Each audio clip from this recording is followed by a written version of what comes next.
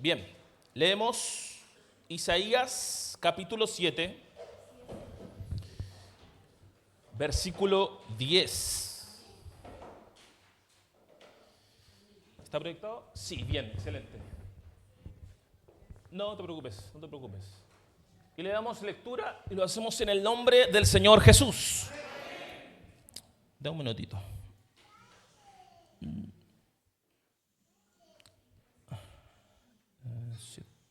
Ahora sí. Bien, dice la palabra de Dios, habló también Jehová a Acaz diciendo, pide para ti señal de Jehová tu Dios, demándala ya sea de abajo en lo profundo o de arriba en lo alto. Y respondió Acaz, el verso 12, no pediré y no tentaré a Jehová. Verso 13, dijo entonces Isaías, oíd ahora, casa de David. ¿Os es poco el ser molestos a los hombres, sino que también lo seáis a mi Dios? Verso 14. Por tanto, el Señor mismo os dará señal. He aquí que la Virgen concebirá y dará a luz a un hijo, y llamará su nombre Emmanuel. ¿Cómo es el nombre? Emmanuel. Saltamos al capítulo 8 y leyendo desde el verso 10 también. Isaías capítulo 8, leyendo desde el verso 10. Está excelente. Bien, dice, tomad consejo y será anulado. Proferid palabra y no será firme, porque Dios está con nosotros. Porque Jehová me dijo de esta manera, con mano fuerte, y me enseñó que no cambiase por el camino de este pueblo, diciendo, verso 12, no llaméis conspiración a todas las cosas que este pueblo llama conspiración, ni temáis lo que ellos temen, ni tengáis miedo. Verso 13, a Jehová de los ejércitos, a él santificad, sea él vuestro temor, y él sea vuestro miedo. Verso 14, entonces él será por santuario, pero a las dos casas de Israel, por piedra para tropezar, y por tropezadero para caer, y por lazo y por red al morador de Jerusalén. Y muchos tropezarán entre ellos y caerán y serán quebrantados, y se enredarán y serán apresados. Otro verso más, Isaías capítulo 9. Aquí solo dos versos, versos 6 y 7. ¿Está arriba? 9, versos 6 y 7. Excelente.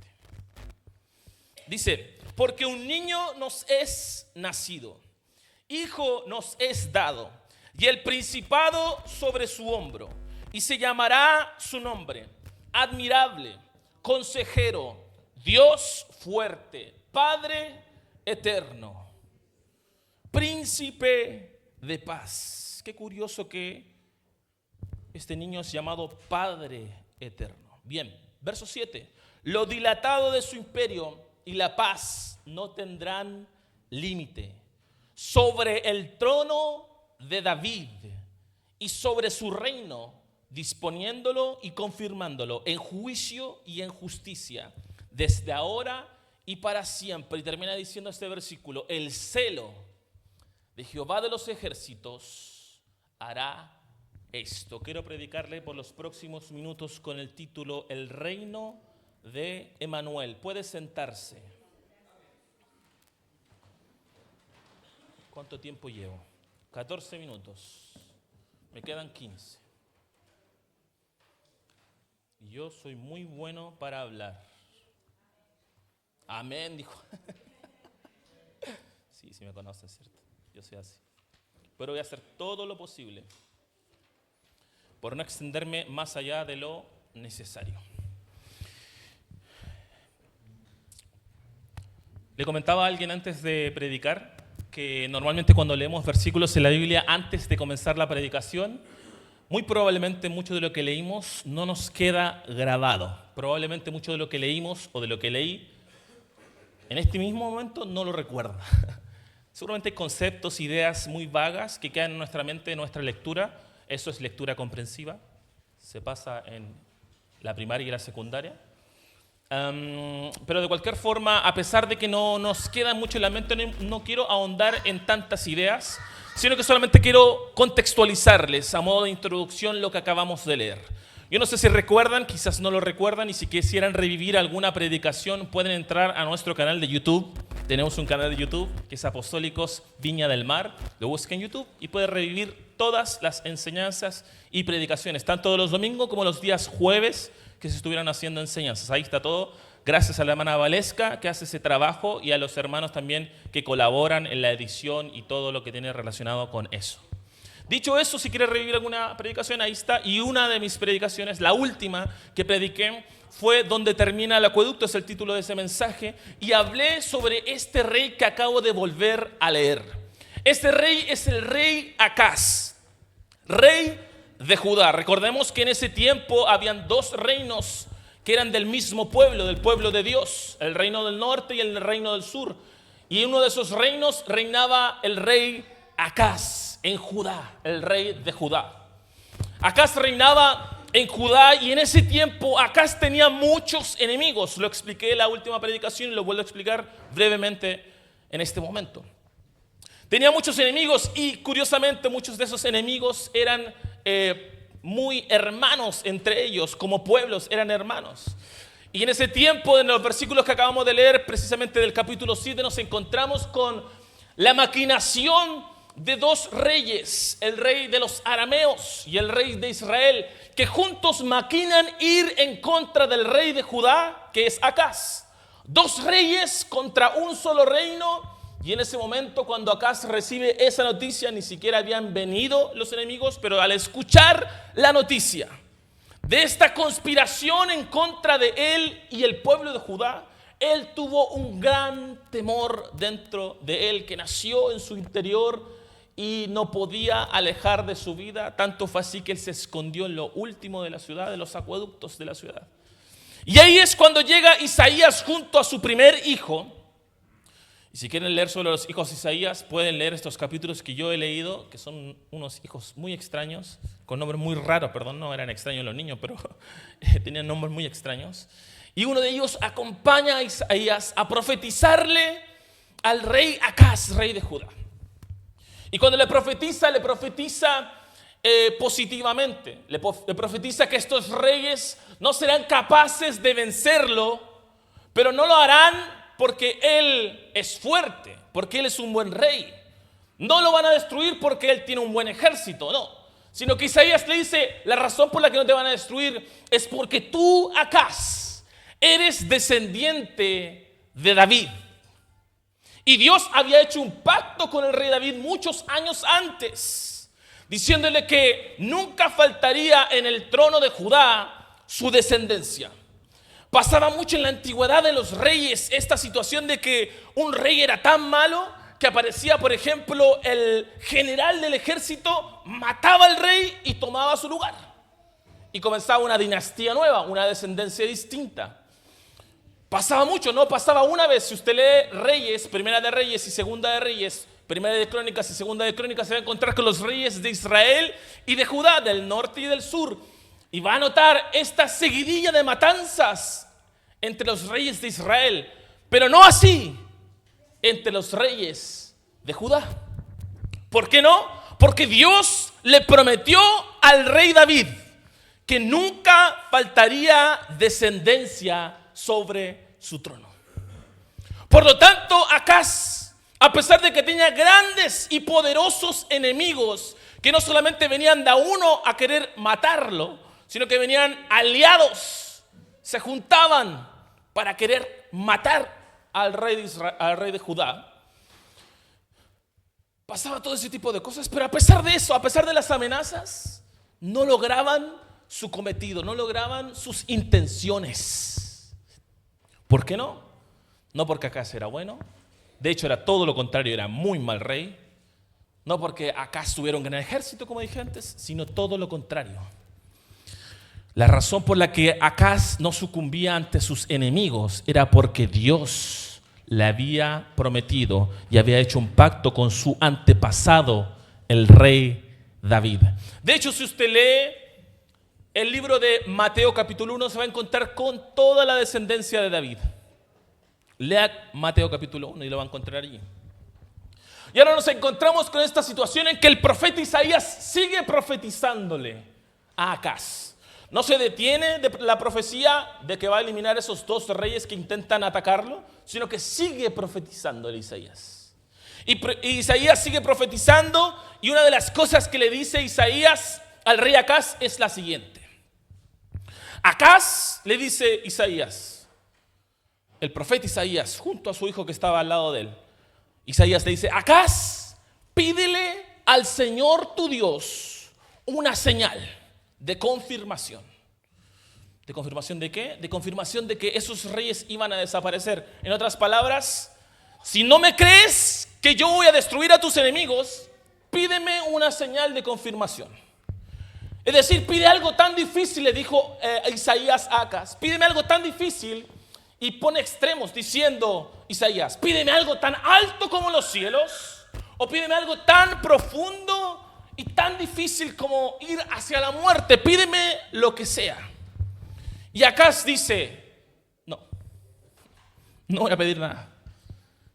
Esa era una orden de Dios. Dios le había mandado que pidiera algo, pero Acaz dijo: no voy a pedir nada. No le interesó, no le importó, se negó. No voy a pedir nada. Y a raíz de esta negación de Acaz es que Isaías dice: bien, Acaz, como no quisiste pedirle nada a Dios, como no quisiste una señal de confirmación del poder de Dios, y a pesar de que ustedes agotan mi paciencia, es lo que dice Isaías, lo que acabamos de leer, a pesar de que ustedes agotan mi paciencia y quieren agotar la paciencia de mi Dios, Acaz, Dios te va a mandar una señal. Y esta señal que Dios te va a mandar es una señal como ninguna otra. Acaz, esta señal es que la Virgen va a concebir un niño. Y ese niño se llamará Emmanuel, que traducido es el nombre Emmanuel, Dios con nosotros. Y la palabra de Dios nos enseña que esta señal era para evidenciar, para reforzar, para confirmar que estos reyes que intentaban destruir el linaje de David no lo iban a lograr. Curiosamente, a pesar de que esta señal se la dijo Isaías a Acaz, esta confirmación se cumple 700 años después. ¿Está esperando la respuesta de Dios? Puede que no pase mañana, pero Dios siempre responde. ¿Cuántos saben que Dios siempre responde? Yo creo que no tenemos aquí paciencia de 700 años, pero ¿cuántos saben que Dios siempre responde la oración? Este hombre tuvo que esperar 700 años a que se cumpliera esta profecía. Sigue avanzando la historia y en el capítulo 8 nos encontramos que Isaías sigue hablándole a Acaz y le dice: a pesar de que estos dos reyes de Israel y el rey de los arameos van en contra tuya y no te van a poder vencer, van a volver a venir más enemigos. Isaías le profetiza futuros enemigos a Acaz y le dice: va a venir el rey de los asirios y el rey de los egipcios. Más enemigos. Pero esto en este capítulo 8 nos recuerda Isaías que Emmanuel, la señal de Emmanuel, del nacimiento de Emmanuel, no es cualquier tipo de señal, pero es una señal de advertencia. A pesar que se trata del nacimiento de un ser único y un ser como ningún otro, Emmanuel, esta señal de este bebé que va a nacer 700 años después, aunque Isaías y Acaz no lo sabían, pero esta señal era una señal de advertencia. ¿Por qué? Porque Isaías le dice a Acaz que este Emmanuel iba a ser una piedra de tropiezo. En el capítulo 8 que le acabamos de leer, va a ser una piedra de tropiezo y una roca para hacer caer a muchos. Luego en el capítulo 9 sigue avanzando y nos menciona que el pueblo que estaba en completa obscuridad iba a ser capaz de ver una luz. Y esta gran luz que iba a brillar también es Emanuel. Capítulo 9 nos dice en el capítulo 9 que va a nacer un hijo, nos es dado, ¿cierto? Y empieza a enumerar las características. Dios fuerte, Padre eterno. Este es este niño que estoy hablando. Dijo Isaías, tiene estas características. Es Dios fuerte, es Padre eterno, es príncipe de paz, es consejero, es admirable. Este es este Emanuel que va a nacer. Es Dios fuerte. ¿Cómo Dios? Esto no calza en la mente ni del profeta Isaías ni de Acaz. ¿Cómo es que Dios va a nacer? Si es Dios, el concepto de Dios es claro, no tiene ni principio ni tiene fin, es eterno. Pero a pesar de eso, Isaías dice, Dios, el Padre eterno, el Dios fuerte, nacerá. Está muy extraña esta situación, es muy raro este concepto. ¿Cómo puede ocurrir? Es que este bebé Emanuel es una profecía, como dije antes, a modo de advertencia. Las profecías del nacimiento de este bebé ocurrirían 700 años después de esta situación. Por lo que yo puedo mencionar 3 aspectos principales de este nacimiento que son trascendentales. Respecto de este nacimiento, hay 3 aspectos principales que personalmente logro visualizar. Número 1, Acaz, le dijo Isaías, Acaz, estás vivo tú y tu pueblo, no porque lo merezcas, nuevamente, sino que por amor a mi siervo David.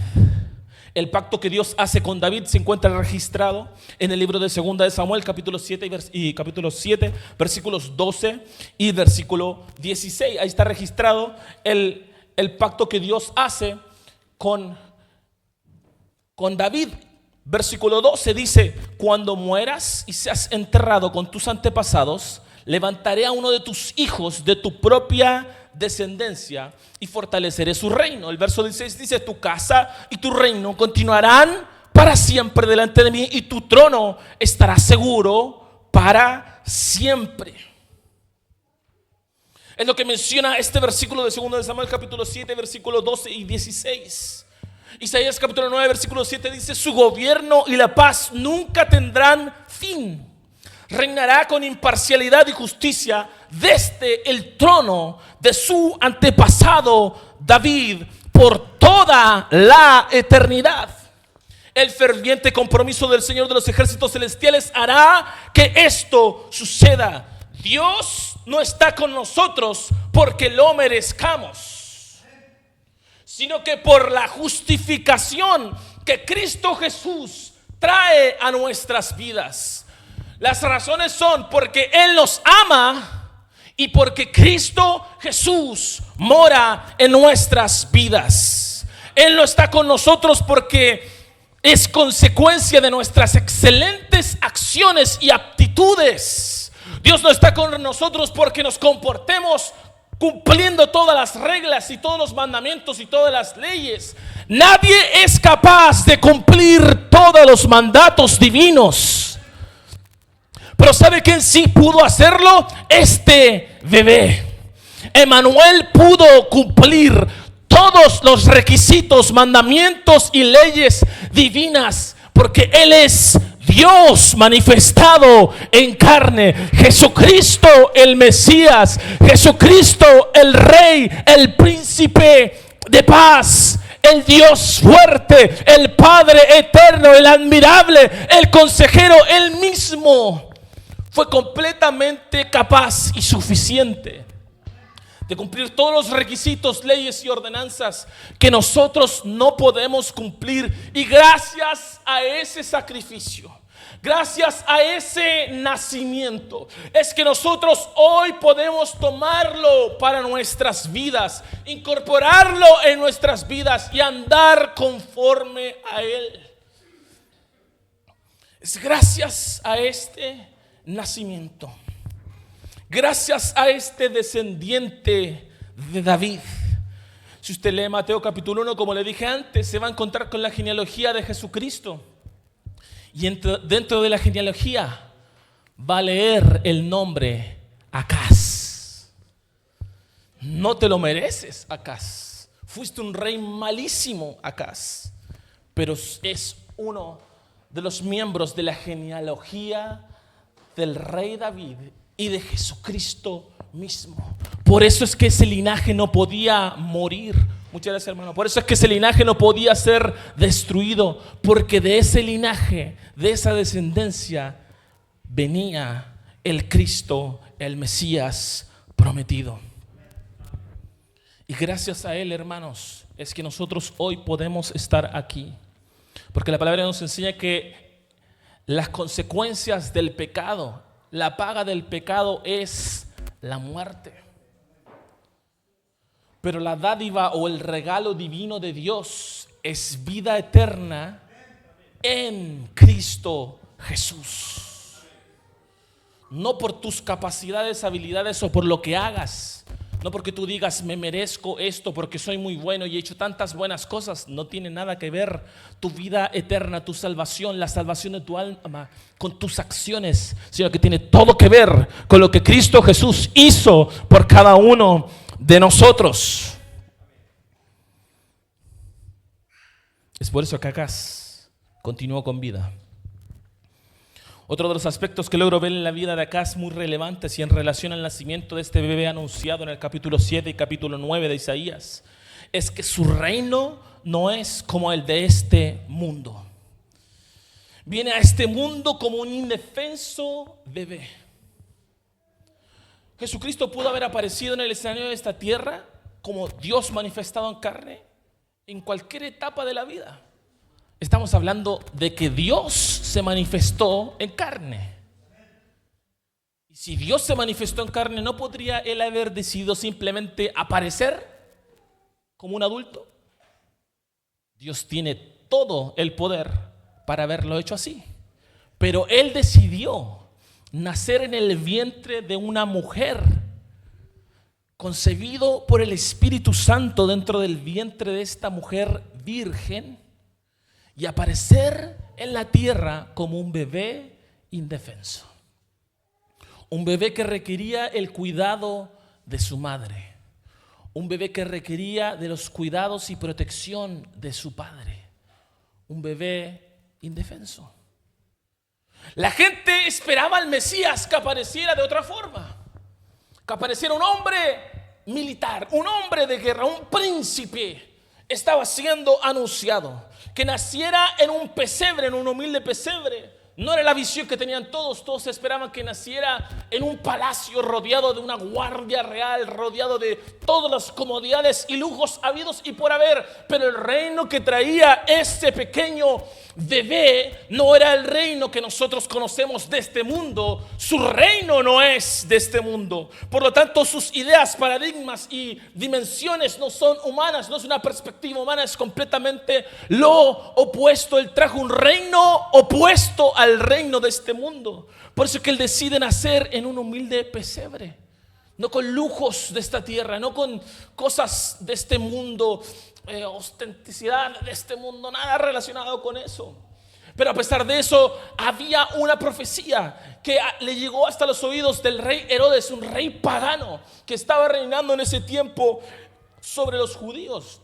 Y este rey Herodes se sintió amenazado por las profecías que anunciaban, porque él pensó que su reino terrenal, el reino que poseía el rey Herodes, se vería amedrentado, se vería disminuido, porque había una profecía de un nuevo rey que venía. Y por eso este rey Herodes quiso matar a este bebé, porque él pensó que podía eliminarlo. Él pensó que si hay un Mesías que es prometido, hay una estrella que va anunciando su nacimiento y dónde iba a nacer, voy a buscar a estos hombres sabios del oriente que me digan dónde va a nacer este bebé, para ir a buscarlo e ir a matarlo. Y si no puedo matarlo porque no sé quién es, voy a mandar a matar a todos los niños de su misma edad, porque yo no voy a permitir que aparezca otro rey. Mi linaje, dijo Herodes, es el que tiene que prevalecer, no el de un bebé, no de un desconocido. ¿Quién es este Mesías? ¿Quién es este Manuel que se promete? No hay nadie más que yo, más grande que el rey. Herodes tenía un ego gigante y deseó eliminar su competencia, porque él pensaba que su reino estaba siendo amenazado. Lo que él no sabía es que este bebé no venía a amenazar su reino, sino que este bebé traía su propio reino. Y no un reino terrenal, sino que este bebé vino a abrir un camino al reino espiritual. Es por eso que San Juan capítulo 14 versículo 6 dice: Jesucristo, yo soy el camino, yo soy la verdad, yo soy la vida. Jesús mismo abre el camino que Él es. Él mismo es este camino al reino espiritual. Es por eso que el reino es una amenaza, pero no para un reino terrenal. Su reino es una amenaza, pero para el reino de este mundo. Porque cuando las escrituras hablan sobre el mundo, hermanos en el Señor, las escrituras no se refieren al mundo por lo general de forma material, sino que se refieren al mundo desde otra perspectiva. Recordemos lo que dice la palabra de Dios en el libro de 2 de Corintios capítulo 4 versículo 4, que Satanás, dice 2 de Corintios capítulo 4 versículo 4, Satanás es el Dios de este siglo. Dice eso Reina Valera, y Nueva Traducción Viviente dice que es el rey, es el Dios de este mundo. Satanás es el Dios de este siglo, Satanás es el Dios de este mundo. Pero esta palabra en griego es aionos, que significa el Dios de este sistema de cosas. Cuando hace referencia al mundo, como Satanás siendo el gobernador del mundo, lo hace específicamente relacionado con este sistema de cosas, no apuntando a las personas, no hablando del mundo como las personas de manera individual, sino como el sistema de cosas, la estructura de cosas alrededor de esta humanidad. Es por eso que es muy curioso que la palabra de Dios nos enseña, por ejemplo, en el libro de 1 de Juan capítulo 2 versículo 15 y versículo 16, que no debemos amar al mundo. No améis al mundo. 1 de Juan capítulo 2 versículo 15 y versículo 16. Luego dice San Juan 16 verso 33, que en el mundo tendremos aflicción. San Juan capítulo 15 versículo 19, que por eso el mundo nos aborrece. Santiago capítulo 4 versículo 4 dice así, una escritura un poco polémica. Santiago capítulo 4 versículo 4, el que es amigo del mundo se constituye enemigo de Dios. Hablando del mundo de forma negativa. El reino de este mundo lo visiona, lo presenta de forma negativa.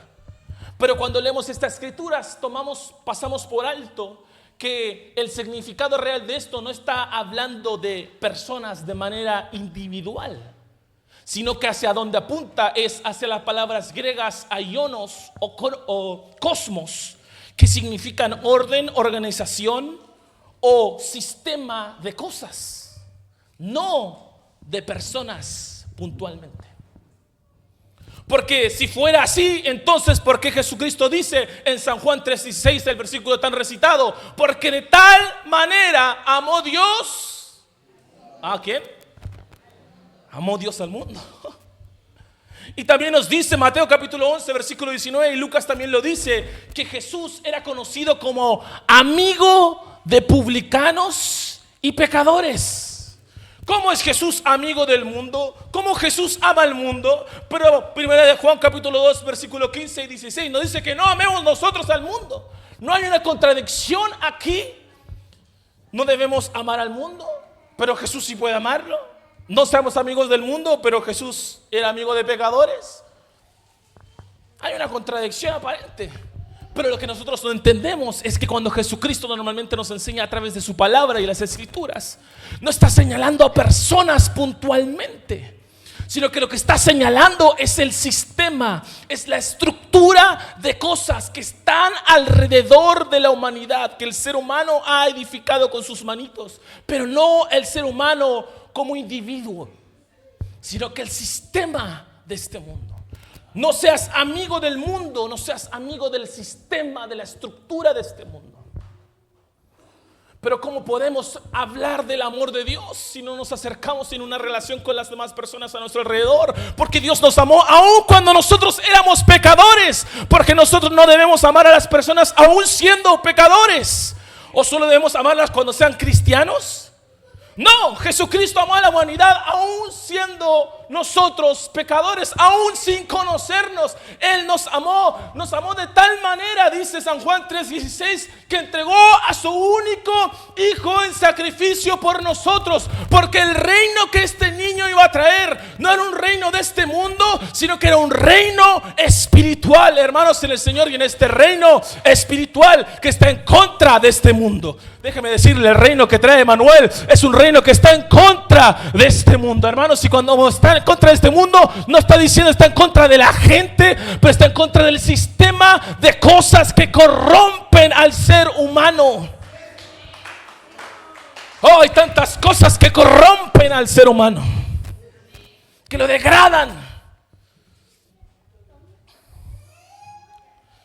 Quienes pertenecen al reino de Emmanuel no aparentan ser diferentes, son diferentes. Déjame decirlo de nuevo, los que pertenecen al reino de Emmanuel no aparentan ser diferentes, son diferentes. Por eso es que Pablo le dice a Timoteo en 2 de Timoteo capítulo 3 versículo 5: tendrán apariencia de piedad, pero negarán la eficacia de ella. Apariencia de piedad. Muchas gracias, pastor. Porque muchas veces aparentamos exteriormente, superficialmente, frente a los demás, algo que realmente no somos en nuestro interior. Podemos engañar a todo el mundo a nuestro alrededor, disimular que estamos bien, nos vemos bien, tenemos una apariencia de piedad. Pero la verdad se esconde en lo profundo y recóndito del corazón y de la mente del ser humano.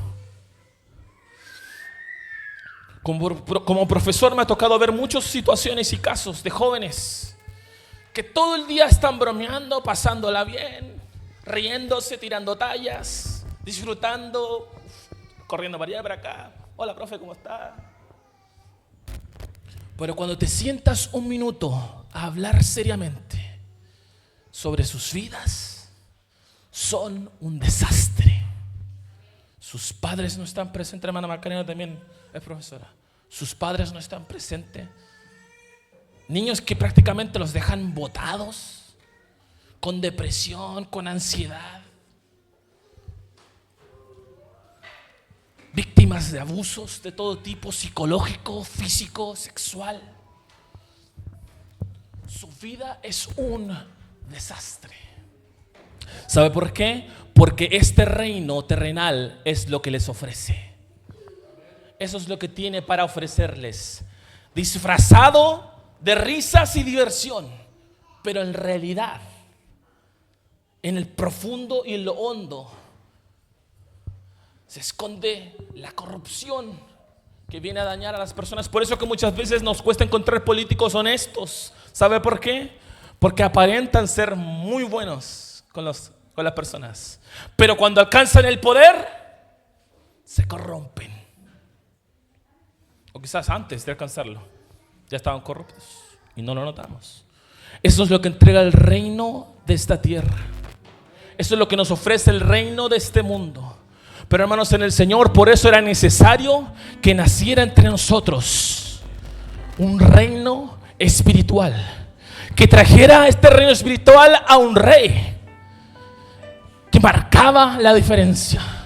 Porque cuando Jesucristo nació en este mundo, ya de inmediato su nacimiento fue algo que marcó la diferencia. Y Él enseña a la gente que es parte de este reino todo lo opuesto. Jesús nos mandó a hacer lo opuesto. Jesús dijo: No paguen a nadie mal por mal, sino que en vez de que golpes de vuelta, Jesús dijo, mejor pon la otra mejilla, que te peguen en la otra. ¿Cómo? No odien a sus enemigos. Pero ¿cómo si son mis enemigos? ¿Sabe lo que tienen que hacer con ellos? Jesús dijo lo opuesto: ámenlos. A los que los tratan mal, a los que hablan mal de ustedes, ámenlos. No busquen vengarse. La venganza le pertenece al Señor. No busquen vengarse. Ámenlos a sus enemigos. No le paguen a nadie mal por mal. Pónganle otra mejilla.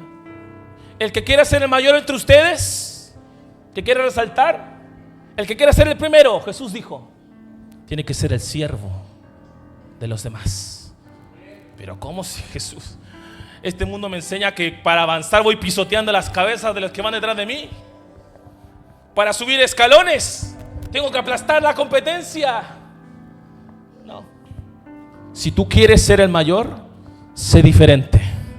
Sirve a los demás. Es todo lo opuesto. Señor, voy en último lugar, no logro alcanzar a los demás que van a... Los últimos serán los primeros. Pero no tiene sentido. Es todo lo opuesto. Debemos ser diferentes, porque no somos parte del reino que está corrompido. Somos parte del reino de Emmanuel, que es Dios con nosotros. Este Dios está en este lugar. Este Dios está en nuestros corazones. A donde quiera que vayamos, llevamos el reino de Emmanuel. A donde quiera que nos encontramos, personas a nuestro alrededor que entren, que sean parte de este reino. Por eso es tan importante. 700 años después, una virgen concibió un bebé en un humilde pesebre en Belén, con las peores condiciones. Todo lo opuesto. Esperaban a un príncipe cabalgando en un corcel, que apareciera con una espada, la sacara de su espalda y matara a los romanos. Jesús no hizo nada de eso. Jesús prefiere amar a los romanos. Jesús prefiere extenderles su mano. Había un preso que estaba con Jesús, y Pilato dijo, ¿quieren que uno de estos dos, aquí está Jesús de Nazaret, no ha hecho nada, ya que al lado de él está el peor de todos, Barrabás? ¿A quién quiere que libere? Es obvia la respuesta, ¿verdad? Jesús no hizo nada. Pero la gente gritaba que liberen a Barrabás. Jesús amaba a Barrabás. Jesús ama a Acaz. De tal manera amó Dios al mundo que entregó a su único Hijo, para que todo aquel que en Él cree no se pierda, mas tenga vida eterna. ¿Por qué no te pones en pie? Me he extendido demasiado. Levanta tus manos a los cielos. En el nombre de Jesús. Padre, te damos gracias que somos parte de un reino que no es visible, no es tangible, no es terrenal, no está corrompido.